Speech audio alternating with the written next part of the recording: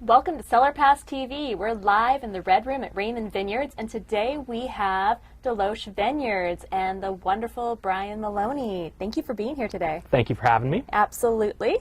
So, tell me a little bit about DeLoach. This is not a Napa Valley winery. So No. Yeah, let's make that clear. Yeah, we're on the other side of the hill. We're over in the Russian River Valley in Sonoma County. We're actually one of the first wineries that was founded there back in 1975. Helped actually draw the Appalachian boundary, so one of the pioneers in the area, and specialize in Pinot Noir, Chardonnay, and Zinfandel, three varieties that grow great in the area. Absolutely. So how long have you been working there? I've been there since 2003, so I'm coming up on my 11th harvest. Oh my goodness, you are a lifer. Not quite, but getting close every year. Yeah. Awesome.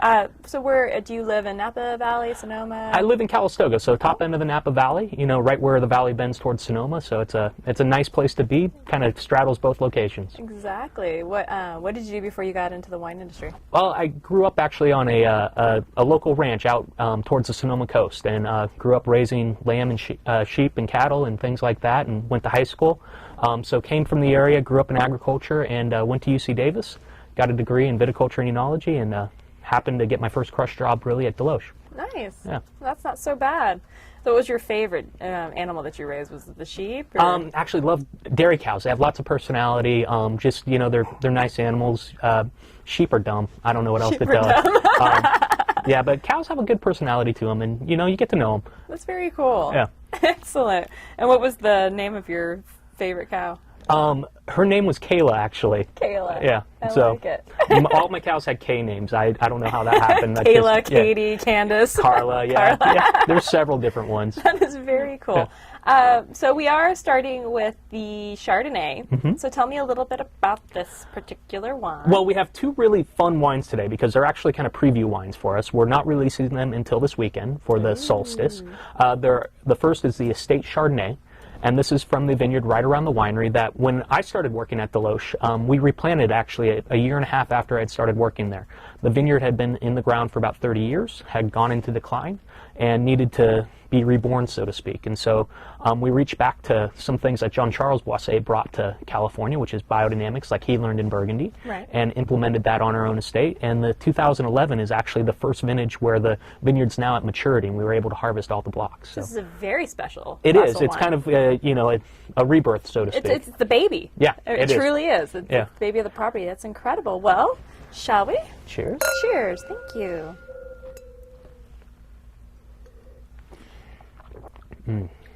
I love how this wine's showing right now. We actually just did some tasting notes on it the other day.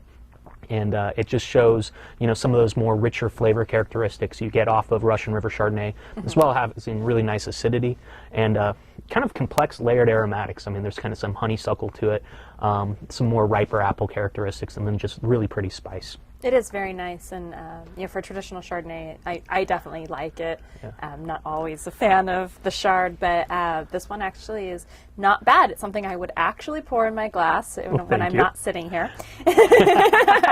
Says a lot. So it is 100% barrel fermented, which is, you know, a very, you know, traditional Burgundian technique, California technique for that matter. And it does go all the way through the malolactic ferment, but because of where we're located in the cool Russian River Valley, it still has a nice vibrancy to it. And I think that's one of the reasons why Russian River Chardonnays, you know, tend to shine maybe a little bit more than Napa Chardonnays. Yeah, you're probably right about that. I know, and it's a great region for these wines that you're saying. It's like that region is just built for these three particular ones. But tell me a little bit about the biodynamic growing practices. I know, you know, since Jean-Charles took over the property, I mean, this is, you know, you've completely redone how the property, how you guys grow, your gardens, everything. The whole layout and everything. Really, biodynamics, so it traces back to the 1920s and a gentleman named Rudolf Steiner, who was a philosopher. And basically, he looked at, you know, how things were growing and how best to integrate, you know, these systems so they'd last for a long time. And he came about because of a reaction against the first chemical agriculture that was going on. People using salt-based fertilizers and seeing their vineyards, not necessarily their vineyards, but their farms going into decline fairly quickly. They get these great, robust yields, and then year after year, just go into decline. And then the sterility of the ground and everything else that goes along with it. Exactly. And so Steiner really didn't understand all the different elements that were going on, but he knew that we had disrupted the system, so to speak. Something wasn't right. And so biodynamics looks back at how do we correct that system. And really what it comes down to with biodynamics is having healthy soil that your plants and your animals are living with and interacting with. Soil, we walk on it, we don't pay a lot of attention to it. Biodynamics is investing that time and energy into making sure your soil profile is a living system, that you have the right bugs in it. And that means you do have to abandon things like those salt-based fertilizers, those chemical sprays that are going to wipe out the really intricate, complex soil web of organisms that are helping with, protect your plants, but also feed your plants. Exactly. And so we use things like compost. We use teas that we develop from botanicals that we grow on the property itself. We use some of the compost inoculates that Steiner developed back in the 1920s in order to provide healthy organisms that are going to, break down the nutrients that are in the soil, and also things that are on the plant and protect them. It's actually, it's really interesting because a lot of it is feeding into kind of a more modern way of looking at our lifestyles and making sure that, we're getting all those complex nutrients, that we're going out and looking for organic produce. We're looking for the harder way to get our nutrients because it's better for us in the long run. Oh, absolutely. And I think, as a society, we're definitely getting more aware of where our food's coming from. The organic movement's huge, and it's not a fad. We're starting to realize, it's a lifestyle. It's a lifestyle. It has to be a lifestyle. It has to be something you commit yourselves to. And, right. It's good for you. But you, touching back on something you said a moment ago, you had me at tea. So we're brewing tea for the soil? Yeah, we actually, tea for the soil, tea for the plant. So we actually have very large drums, for lack of a better word. It starts with different plants that we grow within the vineyard itself. We have blocks set aside for growing different things like chamomile, valerian, things like that. And then you take these, and in some cases you dry them, and you grind them down essentially into a fine powder, and then you mix it into water, and then you broadcast either over the plants or in some cases onto the compost pile itself. It really depends on which preparation you're looking at and what your goals are. Oh, that's very interesting. Yeah. I think we should have a tea party in the vineyards. Yeah, it gets a little smelly. I bet. Especially with the valerian. Yeah. You should see some of the other ones. Maybe not. Well, it's very exciting what you guys are doing there for sure. I got to visit last month and just absolutely enjoyed the property. Yeah, it's a beautiful spot. We're right in the middle of the Russian River Valley, so we're surrounded by vineyards. You look to the south and you can see the Petaluma Gap and its fog blanket. You look to the east and you can see Sonoma Mountain and Taylor Peak and all those different kind of eastern boundaries. And then you look to the north and you can actually see the edges of the redwoods. We're really not that far away from where that whole redwood empire starts. No, you're not. You're very, very close, and get the nice cooling trends of the coastal breezes and everything. It's really nice. I'm very seasonal in everything I do, from foods to visiting, and I know the Russian River Valley, my favorite time of year to visit is late August to September, and then in February. It's just because all the fog and just the and colors especially, of the sky. in early spring we can get some beautiful days where, it's just crystal clear and blue skies, and it's a pretty special place. It truly is. But yeah, August is probably our most popular time for people to visit. The weather is always beautiful. The vineyards are full of their fruit, in the morning, and breaks away to amazing sunshine. And then it comes back in at night, and so it's just this nice cycle. You got to remind people, bring your sweatshirts. Exactly. But, people don't remember. They're like, what? Yeah. I'm like, no, layer. Yeah, layer is exactly right. Yeah. Lots and lots of layers. Well, very cool. So what would you say your favorite aspect of the winemaking process is?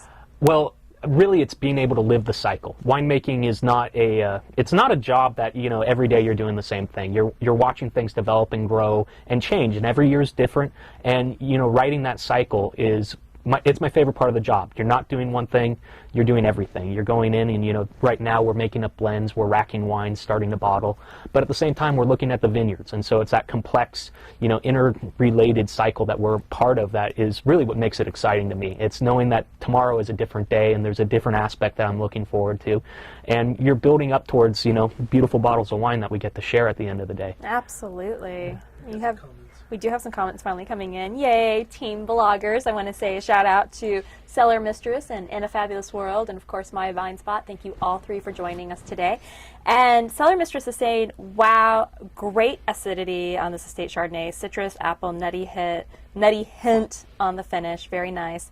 And In a Fabulous World also is loving the hint of apple. I think that's a nice touch in there because you don't often get it, in a Chardonnay. Sometimes it's masked with other other notes. Oak and Chardonnay are, those are kind of the two watchwords for people sometimes. And this is, it's all aged in barrel, but we like to do a barrel fermentation so that wood element gets integrated into the wine as opposed to kind of, layered on top. And that's our goal with our wines, is to make sure all those components kind of sing together. Instead of just being like, wood. Yeah. Or butter. Yeah, exactly. Yeah, those two things. Yeah. This is fabulous. So are you using biodynamic practices, or are these full up biodynamically grown and certified? So we are Demeter certified on our estate vineyard. So we have been since 2009, and yep, so it's biodynamic practices, but it's the certification as well. As far as the winemaking goes, we're not Demeter certified at this point, but it's something that we are looking into, and as we upgrade our facilities, something we're hopefully going to be able to pursue in a concrete manner. Oh, very, very cool. We're excited to see how that goes. Yeah. So when you're not making wine, yes. what are your favorite hobbies? What do you love about wine country? Well, I love the weather. I love being able to go from, the beach, where it's 65 degrees right now, or probably even a little bit cooler, and, see that fog rolling in, to going into the hills and, being up at an elevation and being able to look over the valleys. I mean, just living here, the change in geography and what you can do in an afternoon is pretty amazing. We are pretty lucky. Yeah. And what's your favorite hobby? I love to garden and cook. I'm one of those people who, love food and wine and the experience of getting out in nature, and it's different when you're cooking in your own kitchen instead of working in the winery, or working in your own garden instead of working in the vineyards. But there's a lot of those elements that play out, paying attention to the cycles, paying attention to how flavors layer and things like that. Yeah, so those are my two passions. I read a lot. What was the last book you read? Oh, the book I'm reading right now is by Jared Diamond, and it's called The World of Yesterday, I believe. Anyways, it's about native societies and just different elements of how those civilizations evolved. He actually spoke to the Green Valley, which is a sub-appellation in an organization we belong to. He actually spoke at the Earth Day celebration that they did. So I got his new book, and just it's a fascinating read. It's a little long and a little dry in some places, but I mean, just looking at how different cultures have treated things like old people, or the environment, and how that's changed over time, or situations. It's something I enjoy. That's very cool. That's kind of exciting. My Vine Spot's coming back with baked apple, pear, sweet toasted oak, brown spice, and caramel, and a nice texture to boot. Thank you very much. That's very nice. Good feedback. Cheers. Very nice. All right. Sipping on to contestant number 2. Yep. We have... So this is the partner wine, so to speak. All right. I'll let you do the honors. This is the Estate Pinot Noir. And this is grown right next to the Chardonnay, right all around the winery itself. We replanted this at the same time as the Chardonnay, and its first year of production was in 2010, just like the Chardonnay, but it was just a little amount off that young vines. And this year, 2011, was the first year where all of the blocks reached maturity and made their way into the blend. It smells incredible. Yeah, so I am a huge Pinot fan. Yeah, Pinot is that grape where you try and describe why you like it, and you end up losing yourself for words trying to figure out what you're talking about, because it's so. It's almost emotional in a way when you put it in your mouth. Oh, it truly is. It is a beautiful, beautiful wine. And this one is tasting very nice. We just spent a week up in Tahoe and enjoyed a bottle of DeLoach while we were up there. Oh, excellent. Among 15 others. But so it was a good weekend. It was a good it was a good week. So what was kind of fun about this wine was in 2011 was a very cold vintage. It was cold all throughout the year. But it was also a very small crop year, and so while there wasn't a lot of heat out there, there was enough heat for the plant to redirect that energy into the clusters, and actually we got some really pretty ripe flavor characteristics. So, you didn't have a lot, but what you got was really good. Exactly. And we were able to do a whole cluster portion for this, so about a third of the blend in this was done full whole cluster. I mean, just, you put all the clusters into the vat itself, and then we did traditional foot treading, so, you get in there, wear your shorts, take off your boots, climb right in. Oh, yeah. That's awesome. Me and my assistant winemaker and a couple guys on the team all got a chance to do foot treading on this, a very traditional fashion. And that's how the fermentation went. I am going to have to send a bottle of this to my sister, because she is all about the foot crushing, and we said, they just don't do that anymore. But this particular bottle. Yeah, it's something when we see that good, ripe stem development happening, it's something we embrace. We're very big believers that how you treat your ferment is a big part of what the resulting wine is like. And the gentlest thing you can do, I know this is going to sound strange, but it's actually climbing in there with your bare feet. It's a lot gentler than, going in there with a big punch down device or spraying the wine or something like that. So that's incredible. I love it. Absolutely love it. And so this vineyard's located on the DeLoach property? Yep, right if you there? come and visit us at the winery, this is the vineyard that you come through. The Pinot Noir is on both sides of the driveway as you drive up, as well as in back, and then the Chardonnay is directly across from where our barrel room and crush pad is. So it's all, if you come and visit, you can see everything. It's all right there. It is a beautiful property. You can book your experiences at CellarPass.com or visit their website and book right there through our widget. They have amazing experiences to be enjoyed there, and definitely a property I would not miss if you're going to be in the Russian River area for sure. It is incredible. It is definitely one of my favorites. Thank you. And you were saying the property, that particular region is so close to the coast, and you're obviously the valleys and everything else, but. There's so many different little areas of the Sonoma coast. What's your favorite beach? So I've always been a fan of kind of the southern Sonoma coast, right around. You have Dillon's Beach, which is actually over in Marin, but then you also have Salmon Creek up there.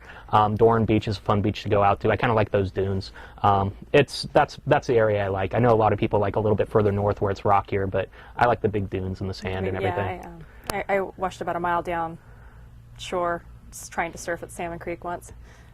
That was fun. Yeah, I can do this! Goodbye. I think finally came back up. Luckily I was smart enough just to grab the board and go with it. There you go. The board will float. The board will float. Good times. I am digging this Pinot Noir. I am very happy with it for sure. Yeah, there's some really pretty, the whole cluster is what's singing to me right now, and you're getting some of those blueberry fruits, some of the herbal elements you get from whole cluster. On the palate, it's still a little tight. I think that's going to flesh out as it gets a little bit more time. Absolute yeah, baby. No, exactly, baby wine it right is. Now. What's the price point? You're asking the wrong person. Mike, what's the price point to be I going think to it's be 35 or and is? 50, but I'm not positive. All right, coming back to that, we will get back to you with price points. Winemakers and price points. Horrible Don't ask. conversation. I just make the stuff. I don't sell it. So speaking of passions of food and gardening, what would you pair with this particular wine? Oh, this particular wine I think would actually do, that's a good question. To me right now, it really, and maybe this is because it's summer, but I'm thinking of, just kind of like a little tomato sauce. I know that seems weird for a Pinot Noir, but, tomatoes right now, right now I'm seeing the first ripe tomatoes come into the markets, and this to me just has that kind of brightness that would go with, maybe not like a tomato salad, but, maybe just even like grilled whole tomatoes, something like that, where you're getting, tomatoes even would be good. Yeah, something like that with a little bit of olive oil on it. Or even just like a fresh pasta where you're making one of those fresh tomato sauces and just quick dice and quick saute, a little bit of basil, a little bit of garlic, and this would be beautiful with that. It's definitely a lighter Pinot Noir. I don't think this is going to stand up to, a big hanger steak or something like that with a heavy sauce. No, I was thinking almost like a citrus marinated grilled chicken. That would be perfect with it, yeah. Or really, tiny little lamb chops, where it's just really subtle flavor to it. Veal with like, a veal saltimbocca or something like that. Maybe if you want a little bit more exciting flavors, this would hold up with that, I think. Summer, we don't need exciting flavors. What's the case production on these? The Chardonnay, we made 100 cases, and the Pinot Noir, we made 500 cases. $50 for the Pinot. Yep. Wow, 35 for the Chardonnay, 50 for the Pinot, and we'll tell you about the Zinfandel shortly. Getting some good feedback here. Beautiful round mouth feel wrapped around a firm spine of acid with a nice lingering finish. And that's coming in from my Vine Spot. Also had a question. Well, we already got the pricing. Notice the Chardonnay is really limited production at only 99 cases. That's tiny. It's 4 barrels, yep. So this was like I said, second year of production. First year of production, we did 45 cases, I think, 48. Okay. It's only an acre and a half block, yeah. So once it reaches full maturity, our goal is to have about 250 cases coming off of it, but it's always going to be a smaller production wine. Crazy. Cellar Mistress is saying this Pinot Noir brings back memories of her Russian River Valley visit up at the Olivet Wine Road. So, that's all right there. Right off Olivet. It is, absolutely. We got some great wineries up and down that road as well, so it's a fun place to come and visit. Oh, absolutely. And Cellar Mistress is very happy right now, loving this Pinot Noir. So we'll linger on this a little longer. Love to hear your feedback. What are you guys pairing this wine with tonight? Always love to hear your feedback. And definitely getting some other chime-ins coming in here quickly. one thing I love about Pinot Noir, it's not something you necessarily have to pair with food. And I think that's one thing that makes it such a versatile wine, because this could just easily be sipped fireside, maybe roast some s'mores, and just watch the sunset and let the evening progress. It is definitely an easy drinking wine. So what's going on in the vineyards right now? So right now we're essentially done with flowering at all of our sites, and we're in a point where the berries themselves are starting to swell. And so two different things are happening. One is in the vineyards that are a little bit further behind, we're in a point where it's called berry cell division, which means that you're getting all the potential cells in that berry that's ever going to develop. And then as vineyards progress, they go into berry cell expansion. What we're trying to do right now is go in and leaf and expose those clusters right now, get that sunlight on them before they've gotten too big, before you get to bunch closure, so that we get good, healthy cluster development. We want to get all those mold spores killed. We want the wind to come through and wash out the vines. It's a very natural way of doing it. You let the sunlight and the wind do the sanitation for you. So it's a lot of handwork right now. We should be starting to see color change this year. We're about 3 weeks ahead as we were than last year. So, you know, honestly, 4th of July, 14th of July, that time period, we're going to start seeing some red grapes out there. That's incredible. Yeah. So it possibly could be an earlier harvest. It's, you know, if the summer holds to what we've seen so far, it will definitely be an earlier harvest. We'll be picking in August, I have a feeling, for at least some of the warmer sites for Pinot and Chardonnay. Oh, that'll be nice for a lot of people who have been harvesting well into Thanksgiving. Yeah. In the last couple of years. You know, I think a lot of us are looking forward to actually working on Labor Day this year. Exactly. You know what? I would love to have my holidays back. Thank you. Yeah. Cellar Mistress is coming back with ripe, velvety, huge cherry flavor. She's in love. That's amazing. And My Vine Spa appreciates the 13.5% alcohol. I think that's, you know, definitely something that's worth comment. There's so many wines are getting into super high alcohol contents, and frankly, as a consumer, I don't get it. I'm sure there's reasons for these things, but it's nice when, you know, you're not like, oh wow, I can, you know, have a 17-point wine. Yeah. Well, I mean, I think a lot of the alcohol level you're seeing has to do with the 2011 vintage, and just when you have winemakers who are, you know, making the wine from the year as opposed to making it to a formula, you're going to see variations in, you know, where the sugar level is. And in 2011, you know, we were happy to get 22 bricks of fruit. We were happy to get 22 and a half, 23. So, you know, we had great flavors at those points, and they made very pretty wines. But yeah, we're down in the 13s almost on everything except for Zinfandel. Well, that's normal. So to speak, Zinfandel's usually a little bigger. Yep, that is for sure. Loving the blend and the earthiness and the berries coming from In a Fabulous World. Cheers. And I know we are getting ready to skip along here to the always fabulous Zinfandel OFS. Excellent. So this particular baby, where's this one coming from? So this is a blend of 3 vineyards. This is the OFS Enfamil, which stands for our finest selection. Sure it does. Officially. Some of you have known DeLoach for a while. You might be able to share what it originally stood for. Not even on the web. Not even on the web? So out freaking standing. Something along those lines. Something along those lines. Yeah. But yeah, so 3 different vineyards. The base of it's actually a young vine vineyard we work with off of West Side Road called the Becknell Vineyard, planted early 1990s, but just tremendous hillside site, really, really good fruit. The other 2 are 2 older vine vineyards. One, the Allegria Vineyard, which is up towards Healdsburg, and it's planted 1890s, and it's a mix of all those different varieties. Zinfandel is about 76% of the vineyard, and the rest of it is, you know, everything from Petit Syrah and Alicante to Trousseau and Bastardo and, you know, all the rest of them. I think Bill Nackbauer has like 17 different varieties he's documented in this block, so pretty cool stuff. And then the final vineyard's another old vine Zinfandel vineyard just around the corner from DeLoach called the Biscetti Vineyard. And that's another planting from the early 1900s, almost all Zinfandel though, with just a little bit of Petit. Every time I hear that vineyard, I always think of Spaghetti Vineyard. Yeah, well, it makes you think that way. They're like, no, not spaghetti. I'm like, oh, it sounded like it. So yeah, so I mean, it's a mix of young and old. Our finest selection, it's a barrel selection. We go through, we taste through all our lots. Me and Katie, my assistant winemaker, have just finished actually the OFS Chardonnay about 2 weeks ago for the 2012, and we're starting on the Pinot. Zinfandel, we wait towards the end because it's usually a later wine for us to bottle, so we don't usually bottle this until around January of the year following harvest, or 2 years following harvest. Oh, okay. Anyways, so it it sits around for a little while. Yeah, it sits around for a little bit. And so this will get selected out right before we start picking grapes this year, and we'll make the blend, go back down to barrel, let it sit, bottle it up, It's tasty stuff. See it in a couple years. Yep.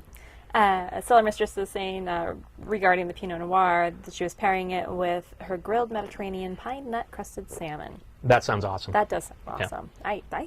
I concur. I like this idea. All right, so we're just going to wait for some more comments coming back through here in a second. This Zinfandel has actually been a fan favorite of mine for a very long time, and it's definitely still holding up great consistency. Yeah.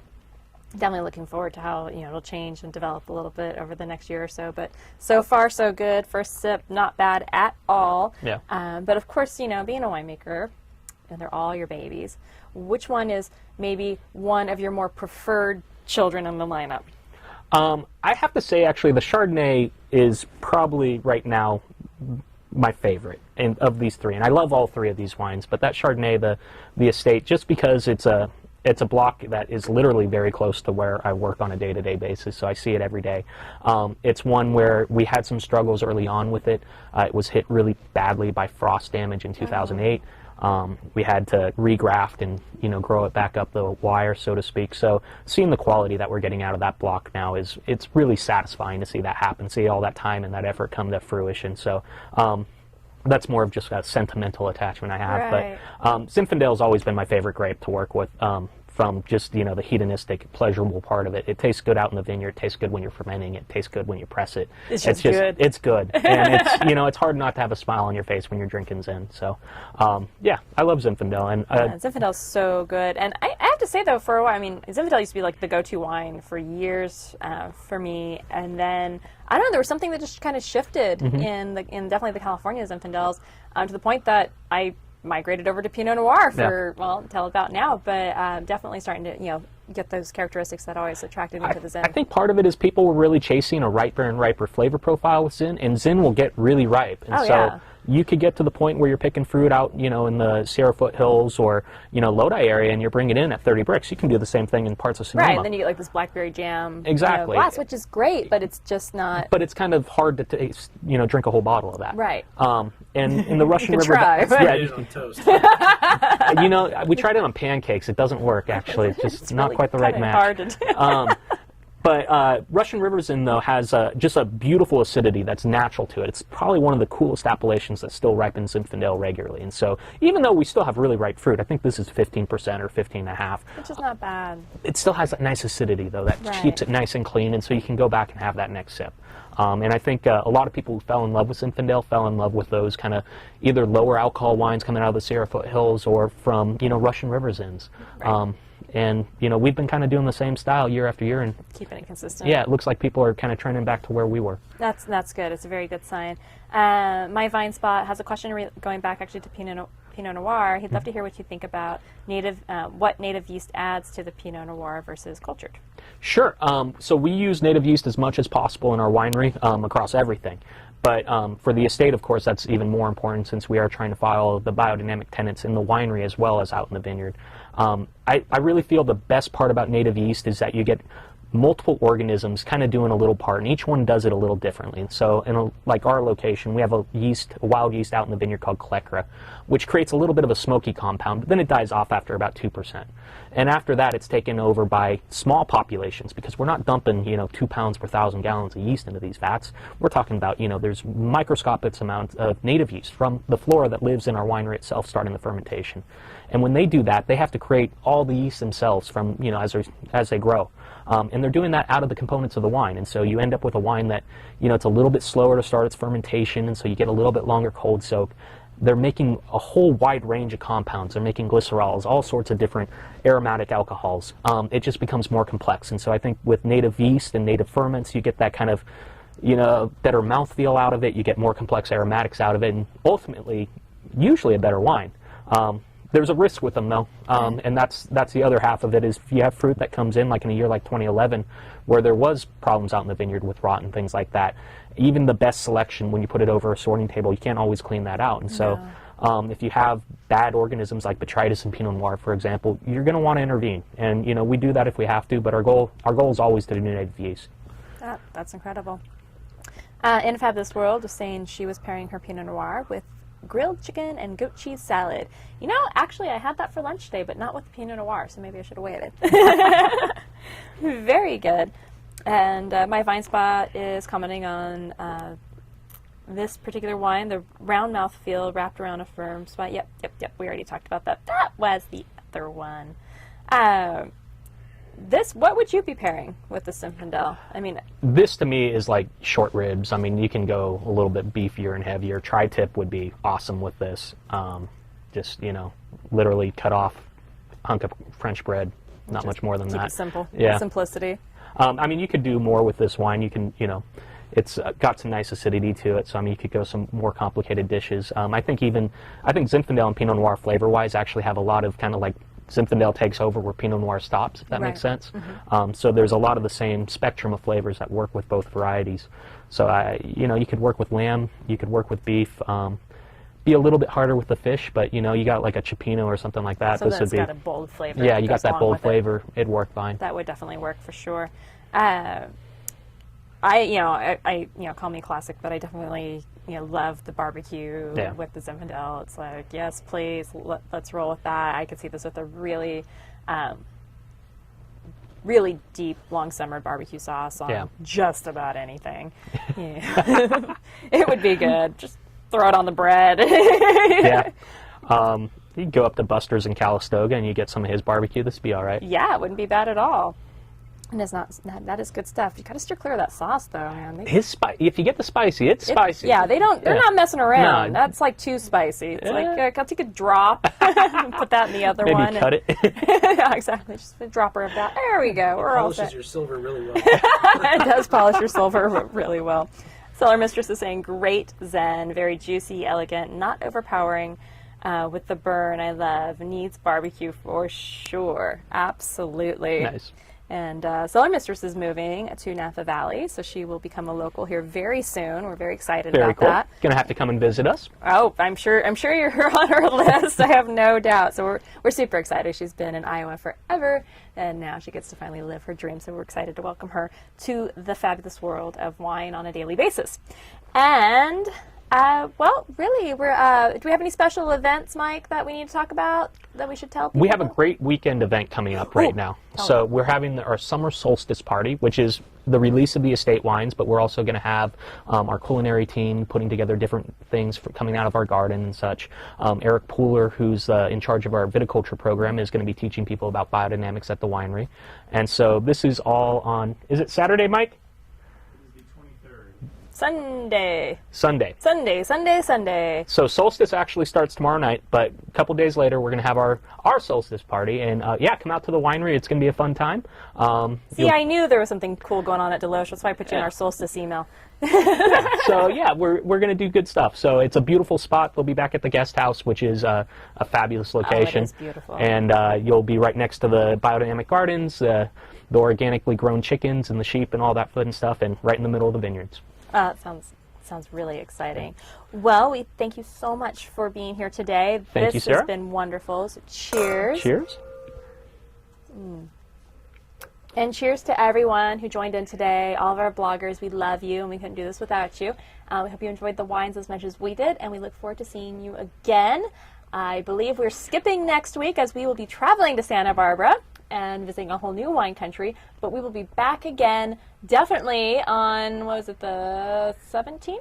I think we're back on July 17th, after the holiday, after everything is done and over, and we look forward to seeing you all again soon. Cheers.